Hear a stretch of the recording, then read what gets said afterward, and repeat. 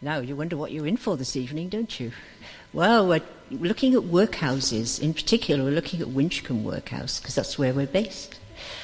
Now, you may wonder sometimes, where do our traditional songs come from? Now, in the days before mass media, the only music that most people would have heard were songs and tunes passed down through their family and their friends, or perhaps in the pub. Gloucestershire had a large rural population, as we know, but with no old age pension or savings, many labourers and workers on the land ended up in the workhouse. Now, this was fertile ground for the folk song collectors who wanted to know what songs and tunes were known by the more elderly members of the population, whose memories went back the furthest. Cecil Sharp and the composer Percy Grainger in particular heard many interesting songs in the workhouse. We'll hear more about them later. Our story starts with Eliza Wedgwood. I'm Eliza Wedgwood. This is me, okay? She was part of the Wedgwood pottery family, but her father was the vicar of Dumbleton. And she took an interest in the local people, and in particular, their songs. On New Year's Day 1908, she and a friend, Elena Rathbone, who was a member of the Folk Song Society, visited Winchcombe Workhouse to record songs from the singers there. Following their success on this visit, they encouraged the song collectors, Percy Grainger and Cecil Sharp, to record many singers at Winchcombe Workhouse. There they found elderly people who could remember the songs of their youth and recorded them. Grainger, with his newfangled invention, the phonograph. It's a wonderful thing, the phonograph. I've heard some recordings, and they're amazing. They sound like this sort of and somewhere in the distance there's somebody going, no. But it was a new thing. And Cecil Sharp just wrote them down with his pencil and paper, so that was pretty clever. So today we're going to find out about some of the singers who were there. We're going to sing you some of the songs which were collected there, which are part of our Gloucestershire heritage. And we'll also say a little bit about life in the workhouse. And I'm going to hand over to Claire.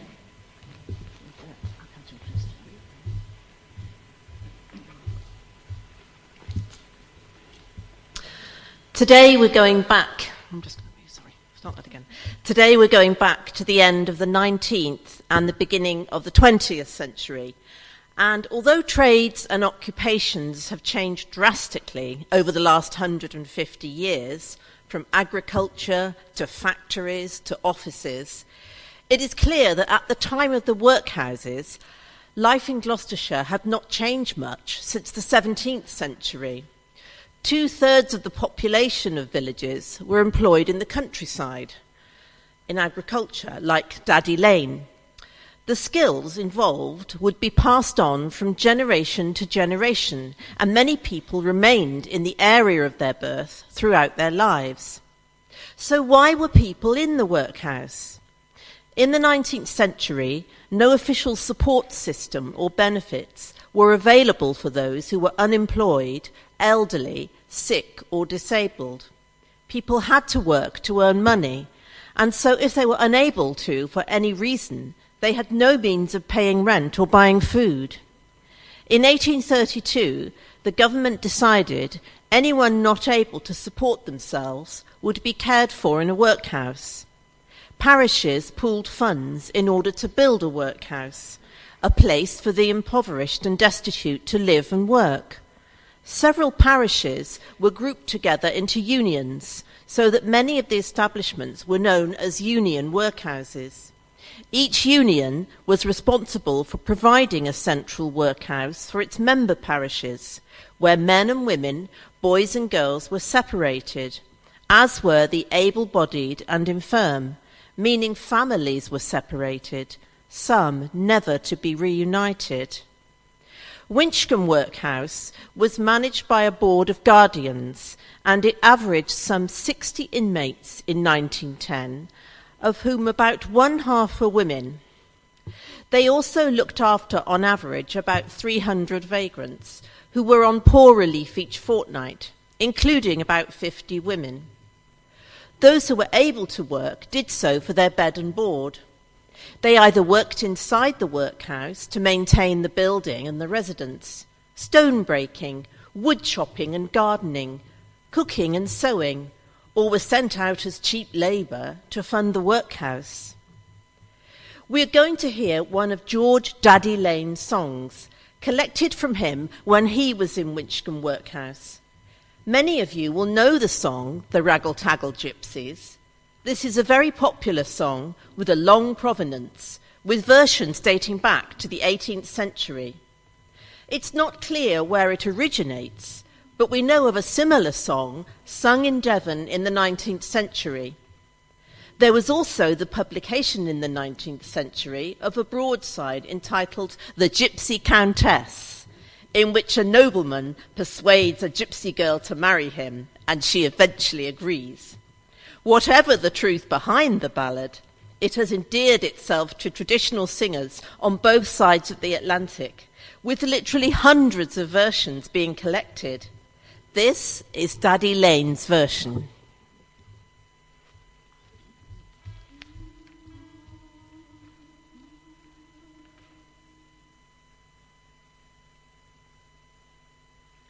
There were 3 gypsies before my door, and they sang loud and bonny-o. They sang so loud and they sang so sweet, the songs of the fate of the gypsies. Oh, to me right for lay, me rattle all the day. Right for lay, me rattle all the day. They sang so loud and they sang so sweet, the songs of the fate of the gypsies. Oh, the lady she dropped off her silken gown, and round her shoulders a blanket wound. She was resolved all for to go along with the Daggle-Taggle gypsies. Oh, to me right for lay, me rattle all the day. Right for lay, me rattle all the day. She was resolved all for to go along with the Daggle-Taggle gypsies. Oh, at 12 o'clock the Lord came down, inquiring for his lady. Oh, the servants gave him this reply: she's gone with the Daggle-Taggle gypsies. Oh, to me right for lay, me rattle all the day. Right for lay, me rattle all the day. The servants gave him this reply: she's gone with the Daggle-Taggle gypsies. Oh, oh, saddle to me my milk-white steed. Oh, saddle to me the best indeed, that I may follow my new-wedded wife, that's gone with the gypsy laddie. Oh, to me right for lay, me rattle all the day.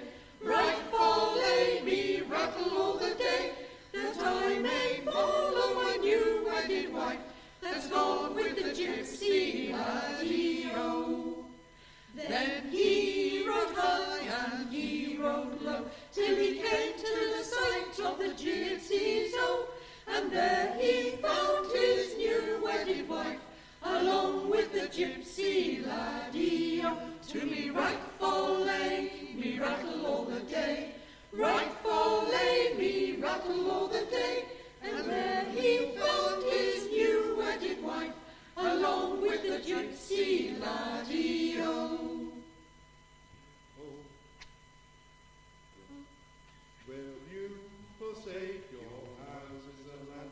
Will you forsake your money? Oh, will you forsake your new-wedded lord, and go with the gypsy laddie? Oh, to me right for lay, me rattle all the day. Right for lay, me rattle all the day.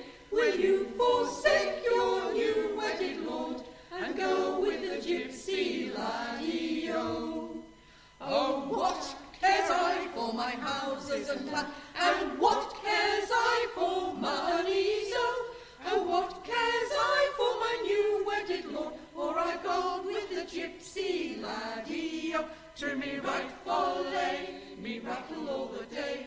Right for lay, me rattle all the day. Oh, what cares I for my new-wedded lord, for I've gone with the gypsy laddie. Oh, last night you lay in a goose feather bed, with your new wedded lord all by your side. Tonight you'll lie in a cold open field, with the taggle-taggle gypsies by your side.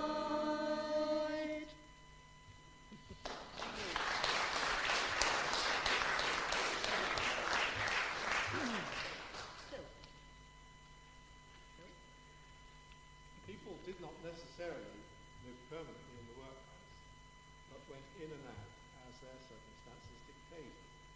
This applied to George Daddy Lane, who was 83 when Percy Granger visited in the workhouse on 5th of April 1908, when he sang 10 songs into Granger's phonograph. He sang a further song on the 24th of August on a return visit. George Lane was born in Ulster, which is currently in Gloucestershire, in 1825, and was christened on the 24th of April that year. He was the son of Thomas, an agricultural labourer, and Margaret Lane. He married Caroline Redding from Wormington in Whitcomb in 1848. Like his father, he was also an agricultural labourer and had 9 children. By 1881, at the age of 56, George was a carter living in a house on a farm in Ulster with his wife and 2 of their sons, also agricultural labourers, and a third who was a blacksmith journeyman. Sadly, George's wife died aged 65 at the end of 1892 in Whitcomb Registration District. At the age of 77 in 1901, George was still described as an agricultural labourer, was living in Ulster with his unmarried granddaughter Annie Lane, aged 23. Sometimes inmates managed to leave the workhouse if they found work outside or had relatives who could support them, but they often ended up readmitted. George Lane was admitted 4 times to Whitcomb Workhouse between 1902 and 1905 and remained there until his death on the 19th of December of 1908 after Percy Granger's 2 visit that year. Percy Granger commented in a letter to his brother on the 1st of August 1909, "The 2 best men of this district, Daddy Lane and Shepherd, have both died at Whitcomb Workhouse since I collected from them a year ago." We are now going to hear one of the songs which George Daddy Lane sang to Percy Granger. This is a story of a boy going off to war and wanting to take his love with him. The song goes back at least to the 18th century. It is called High Germany, which is a mountainous southern part of Germany, the location of the war. But in a way, the historical aspects of the ballad are not important. What is important is the representation in song of a man not wanting to leave his pregnant girlfriend behind him while he goes off to the army.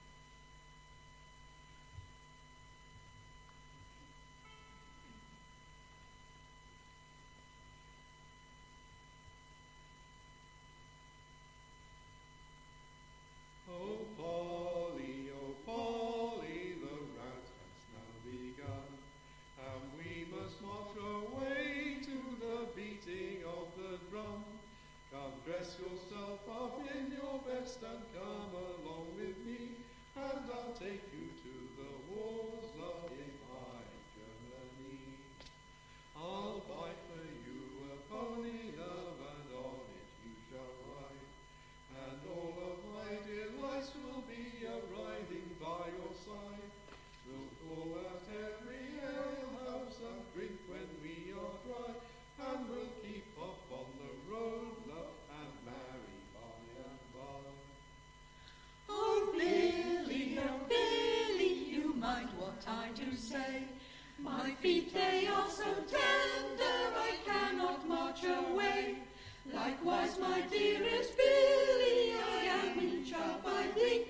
I'm not fitting for the wars, love, in high Germany. My friends I do not value, my foes I do not fear. But since my love has left me, I wander far and near. But when my baby it is born and smiling on my knee, I shall always think of Billy in high Germany. Oh, cursed be those wars, would they never have been And out of old England pressed many a brave man. They took my Billy from me, likewise my brothers three, and they sent them to the wars, love, in High Germany. They sent them to the wars, love, in High Germany.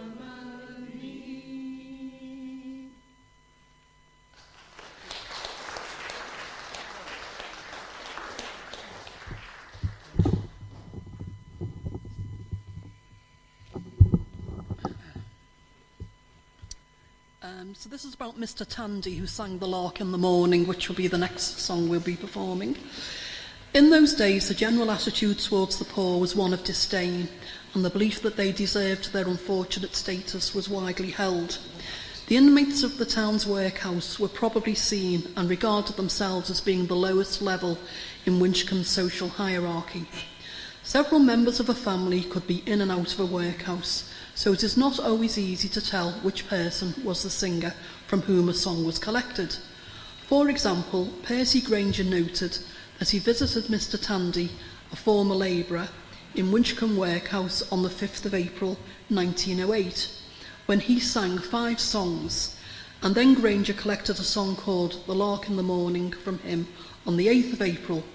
However, there were 2 George Tandys in Winchcombe Workhouse around this time, but one George Tandy from Guyting Power was discharged from the workhouse the day before Granger's visit on the 5th of April 1908, so George Tandy from Alderton must have been the person recorded by Granger. We know a certain amount about this George Tandy. He was baptised on the 17th of October 1841 in Alderton, the son of George and Elizabeth Tandy. His father was a shoemaker, and his mother Elizabeth was born in Worcestershire. By 1851, when George Tandy was aged 10, his father had died, but his mother was still living in Alderton with George's 2 elder sisters, both of whom were working as glove makers. He also had 3 brothers. All the children had been born in Alderton, and by then the 4 brothers were all working as agricultural labourers. By 1861, George Tandy had left home and worked variously as an excavator and a railway labourer. He possibly married and had a child in Cheltenham in the 1870s. George Tandy was in Winchcombe Workhouse by 1906 and remained there until his death, when he was buried in Winchcombe on the 14th of September 1918. Life was not always easy there, as is shown by a record of the master of the workhouse, which dated in March 1906. I also beg to report that on the 5th instant, inmates George Tandy No. 2 and Edmund Skillen, while employed digging in the garden, quarrelled, and the Tandy struck Skillen on the right eye, which caused the eye to burst. This eye was taken out by Dr. Cox at the Cottage Hospital on the 6th instant, and Tandy, after being reprimanded twice, was sentenced to 7 days imprisonment. I consider Skillen the aggressor. One might think that Gloucestershire labourers, mainly living in poor conditions, would sing songs of complaint about their plight, but in fact the reverse is true. They glorified their rural life by singing songs such as this one, sung by George Tandy, The Lark in the Morning. Mr. Tandy only sang 1 verse to Percy Granger, so the remainder of the verses we are going to sing have been supplied from a version sung by the Copper family of Sussex. The earliest known version is Ploughman's Glory from the late 18th century. The tune is particularly striking.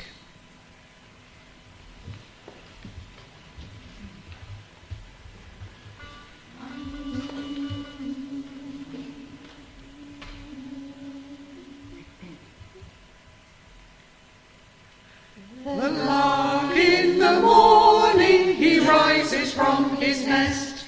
He rises in the air with the jewel on his breast. And with a pretty ploughing boy he'll whistle and he'll sing.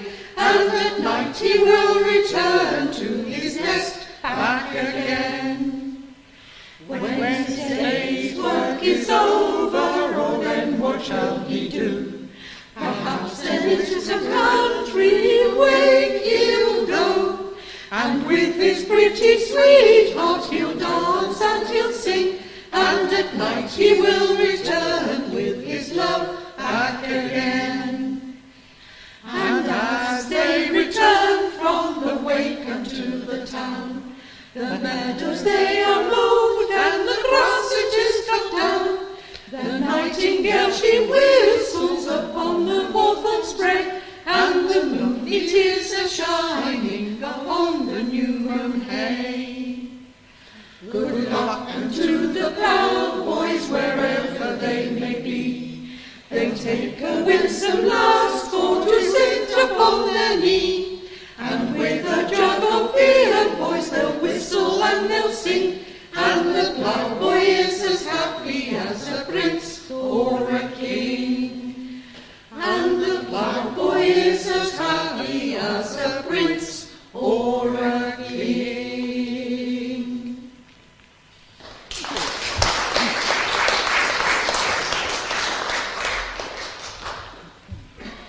I'm going to tell you about a lady called Mary Ann Roberts, and I'm sorry to say that it's rather a sad story. Men and women could both end up in the workhouse. A woman workhouse inmate who was a prolific singer was Mrs. Mary Ann Roberts, a labourer and labourer's wife. Eliza Wedgwood, Cecil Sharp and Percy Granger all visited Mary Ann Roberts in Winchcombe Workhouse. Miss Wedgwood visited her on the 24th of April 1908 and stated that she was aged 77 and is very gone in the head. Cecil Sharp noted 3 songs from Mrs. Roberts at age 81 on the 8th of April 1909, before Granger interviewed her later on the 31st of July that year. Born Mary Ann Haynes, she was from Alderton and married William Roberts, and by 1881 her husband, aged 41, was living in Great Washbourne with 4 children, the eldest of whom was an agricultural labourer. All the family except James had been born in Ashchurch. Mary Ann was not in the house, but a Mary Ann Roberts was in Winchcombe Workhouse, described as an imbecile, aged 45 and the wife of an agricultural labourer. By 1891, Mary Ann was out of the workhouse and, aged 61, was living in the schoolhouse at Beckford with her husband William and their daughter and son. But, sadly, on the 20th of January 1908, she was readmitted to Winchcombe Union Workhouse and was refused a leave of absence on the 23rd of May that year and was referred to examination by the medical officer. She remained there until the 4th of October 1910, when she was certified insane and removed to the asylum. It is not clear when she died. However, despite her illness, Mary Ann was able to give several complete songs to folk song collectors.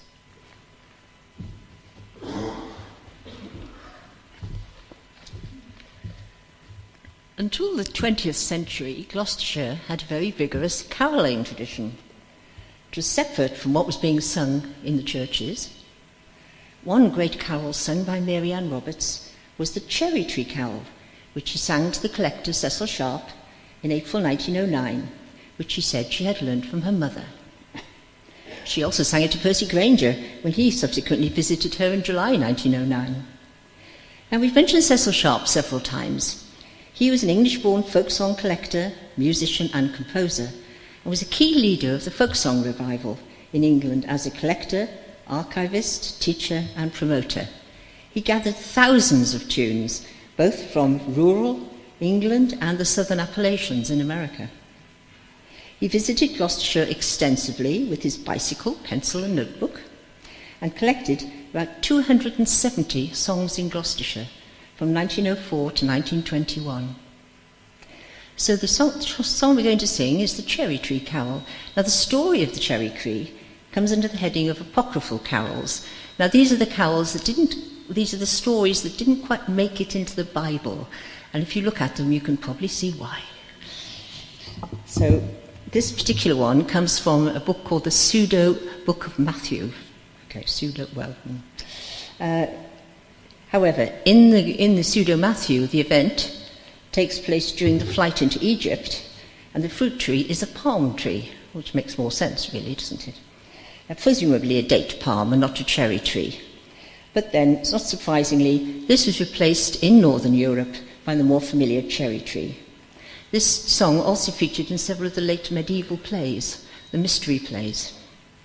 So it's long retained a fascination for generations of singers, and collected versions have appeared in many regions of England. The cherry tree.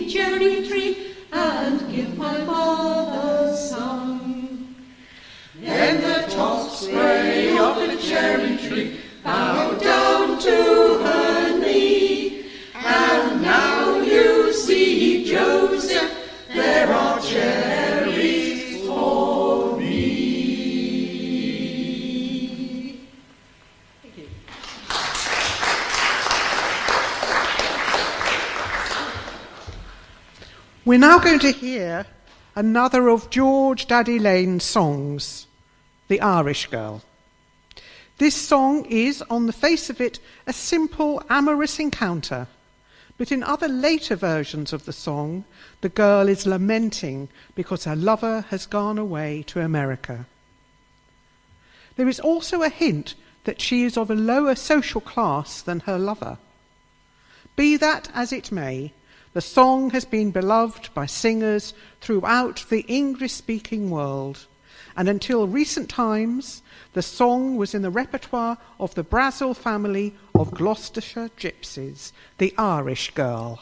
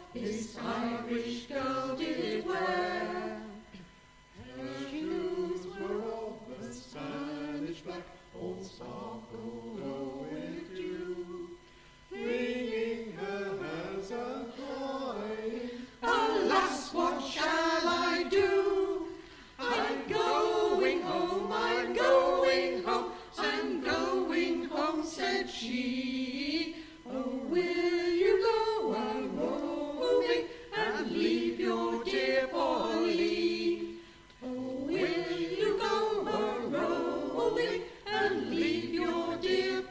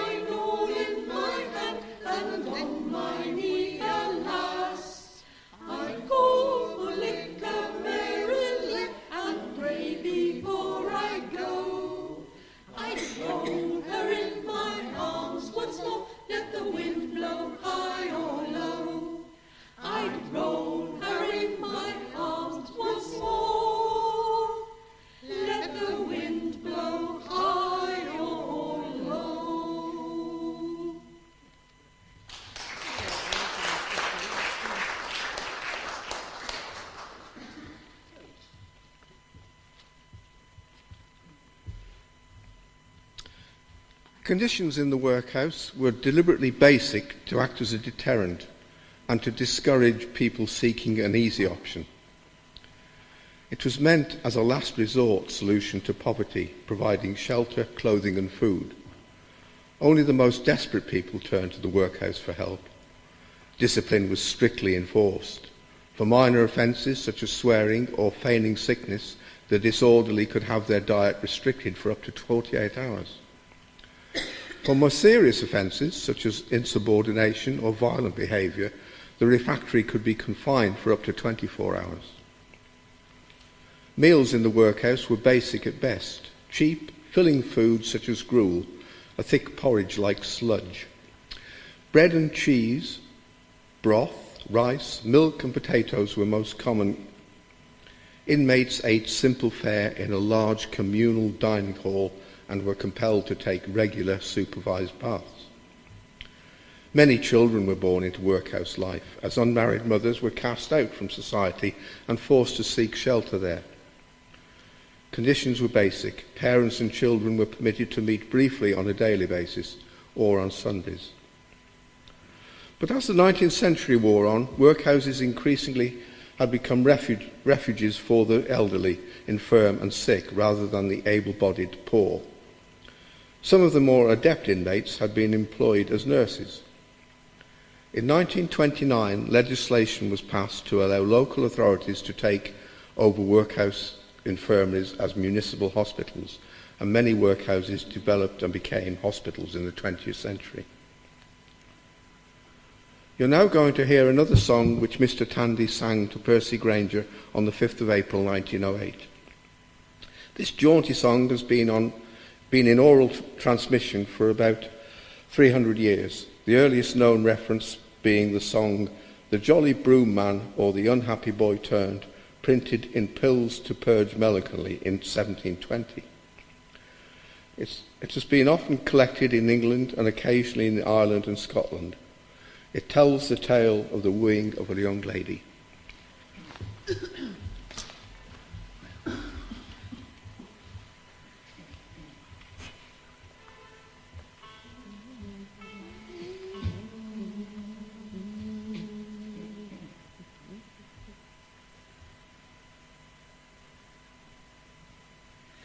There was an old man and he lived in the east, and his trade it was selling green broom. He had but one son and his name it was Jack, and he did lie abed till 'twas noon, till 'twas noon, and he did lie abed till 'twas noon. The old man arose quietly cold, and swore he would fire the room if Jack didn't arise and sharpen his knives, and go down to the wood to cut broom, green broom, and go down to the wood to cut broom. Now Jack he arose and put on his clothes and went down to the woods to cut broom, to market and fair and everywhere. For tonight, if you want any broom, green broom. For tonight, if you want any broom. Then he started on a road he knew very well, till he came to some castle to fill. Then he whooped and he bawled and he loudly cried, "Pretty maid, do you want any broom? Green broom. Pretty maid, do you want any broom?" Then the lady, being up at her chamber so high, she saw the young man with his broom.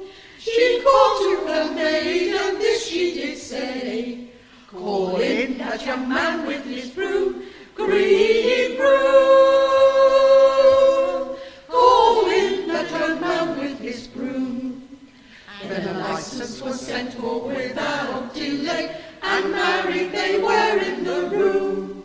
Now they live at their ease and kiss when they please, and he got it by selling green broom, green broom, and he got it by selling green broom.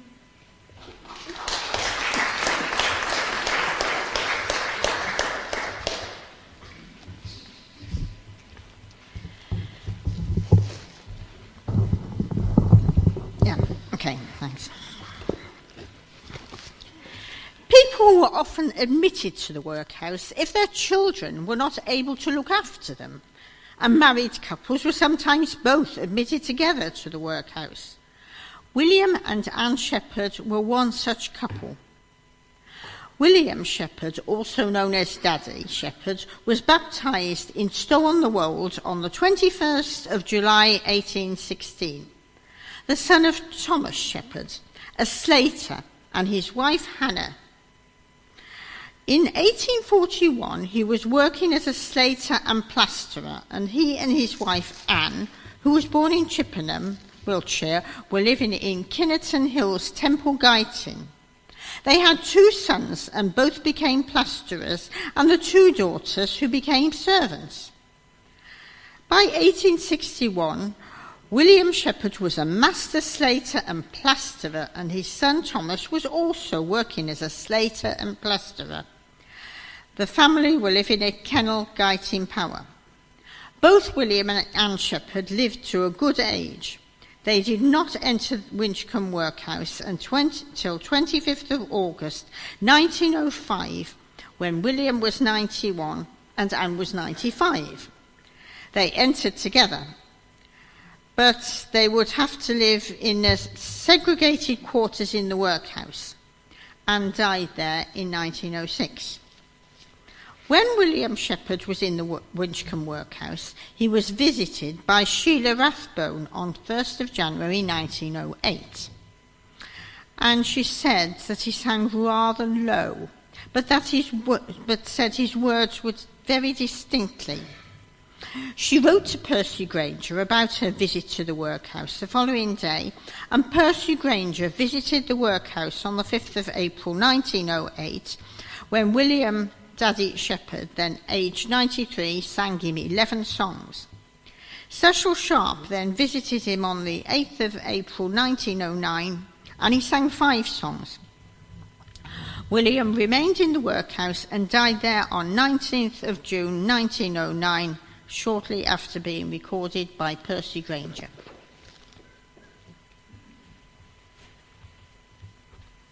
A little bit about Percy Granger. Some of you will have heard of Percy Granger, the classical composer. He was born in Australia in 1882 and died in the USA in 1961, having become an American citizen.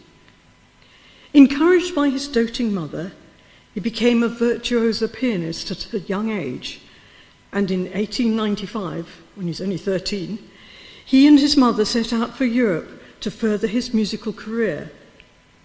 While studying the piano, he became interested in folk song and set about exploring folk music, firstly of Scandinavia, and then from 1904 onwards in England.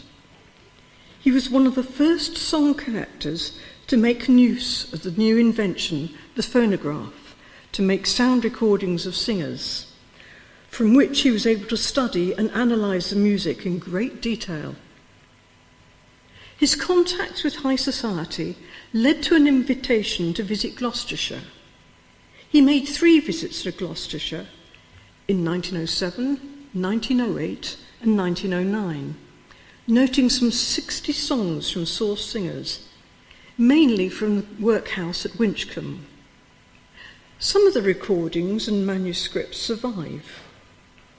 Although Granger made some extensive transcriptions of some of the songs, he did not publish any. On his death, the material came to the Library of Congress in Washington, D.C. We are now lucky enough to hear this and many of these songs on the website at glotstrap.com, a wonderful resource where you can find hundreds of songs and tunes from Gloucestershire. This next song, The Seeds of Love, which is one of William Shepherd's songs, is a beautiful one, and in another version was the first song that Cecil Sharp ever collected. He heard John Henry England of Hambridge, South Somerset, aged 38, singing it on the 22nd of August 1903.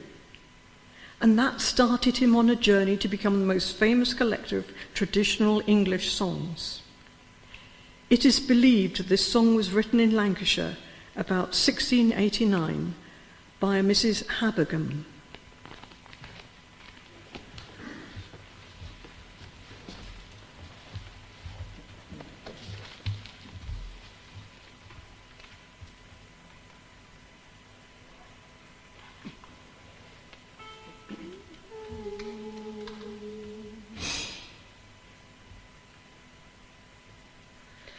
I sowed the seeds of love right early in the spring. I sowed the seeds of love right early in the spring. In April, May and June likewise, when small birds they do sing, when small birds they do sing. The gardener standing by, I asked him to choose for me. The gardener standing by, I asked him to choose for me. He chose it the violet, the lily and the pink, and these flowers I refused all three. And these flowers I refused all three. The violet I did not like, because it fades too soon. The violet I did not like, because it fades too soon. But the lily and the pink, I gave them a wink, and I vowed I would stay till June, and I vowed I would stay till June. For in June there's a red rose bud, and that is a flower for me. For in June there's a red rose bud, and that is a flower for me. I have oft times plucked up the red rosy bud, and gained but the willow tree, and gained but the willow tree. The willow tree won't wane, and the willow tree won't twine. The willow tree won't wane, and the willow tree won't twine. For no more did the fair and elusive young maid that once stole this heart of mine, that once stole this heart of mine.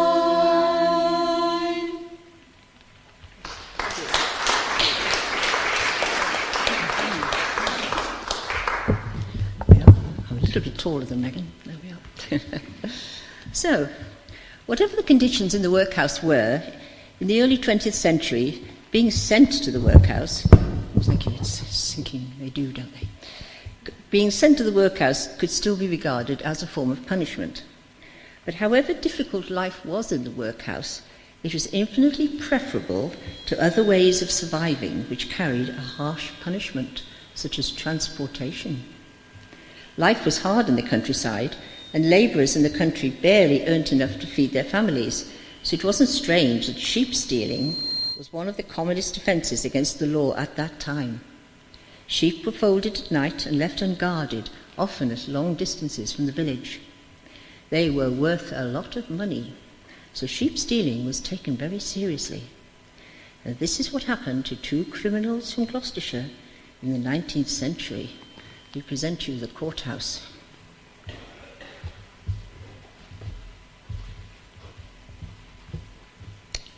Name? Henry Archer. Age? 24. Trade or occupation? Labourer. Offence? Sheep stealing after a previous conviction. Sentence: 6 years penal servitude. Place of committal: Tiverton, Gloucestershire. Name? William Archer. Age? 26. Trade or occupation? Labourer. Offence? Sheep stealing. Sentence: 4 years penal servitude. Place of committal: Tiverton, Gloucestershire. But they were better off than some other criminals from Bedfordshire. Name? James Austin. Age? 21. Offence? Sheep stealing. Sentence: 12 calendar months hard labour. Name? Gutley Blackhall. You sure? Age? 37. Offence, Sheep stealing. sentence, death. Reprieved, transportation for life. Name, I ain't got any more. William Bailey, age 70. Offence, sheep stealing after a previous conviction. Sentence, 1 year hard labour, 4 weeks in solitude.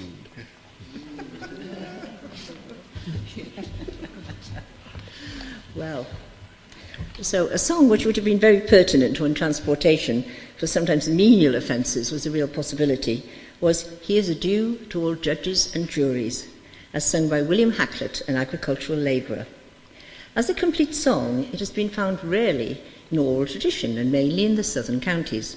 A better-known version of the same song is the Australian song Botany Bay, which some of you may have heard. Sir Percy Granger visited Mr. Hackett at Winchcombe Workhouse on the 5th of April 1908, when he sang this one and 4 other songs. One source says he was there at the time, but we can't find a record of it, so we'd like the songs we're singing it anyway. But we do know that he also lived at Wormington. His father was a brickmaker from Ripple in Worcestershire, and by 1841 he and his wife Elizabeth, also known as Betsy, who came from Bredon, were living in Sedgebarrow, just over the border from Gloucestershire, in Worcestershire, where they remained, having 7 children. William, his wife Anne, and sons were all agricultural labourers, until in 1901, living in Wormington, he was working as a market gardener. William's wife Anne died in 1906. By 1911, he was a widower. He was a widower in 1906, by the sounds of it. But, when he was a widower still living in Wormington, he continued to work as a labourer, working in allotment, with his 2 granddaughters living with him and a housekeeper. William Hackett died in 1920 in the Winchcombe Registration District. Relatives of the Hackett family are still living in Sedgebarrow. They have had a market garden there for many, many years, and my husband and I visited some of the descendants of these people, and they were amazed that we had these songs from their ancestors. This is the value of keeping these songs going. We're very keen that people should know this is your heritage, this is Gloucestershire. So thank you for coming today. We hope you've enjoyed our songs. We a glimpse into the past and life in the workhouse and the songs that were sung there. So we're going to finish with a song called Here's a Due to All Judges and Juries.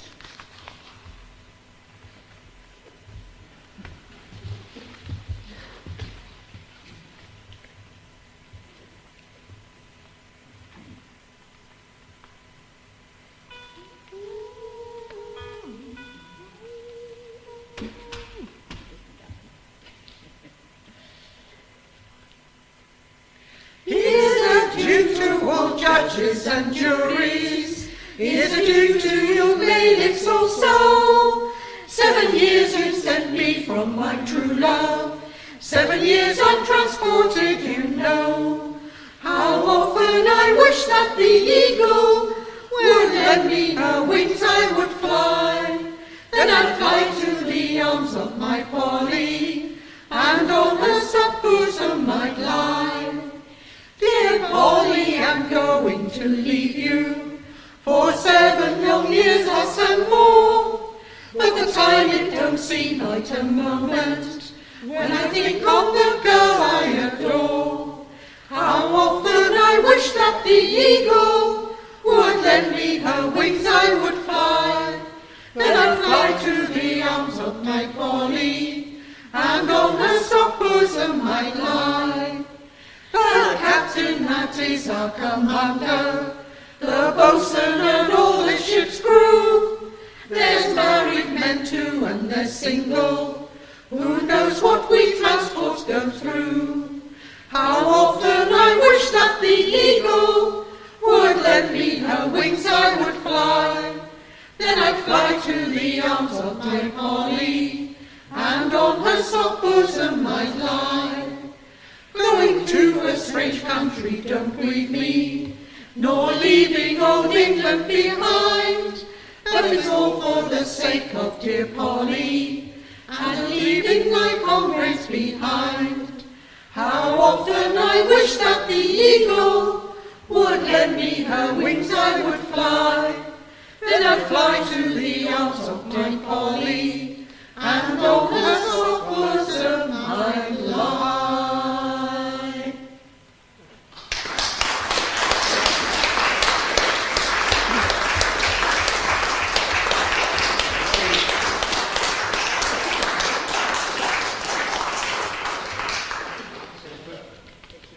Thank you very much. Do you want to have a rest for a minute?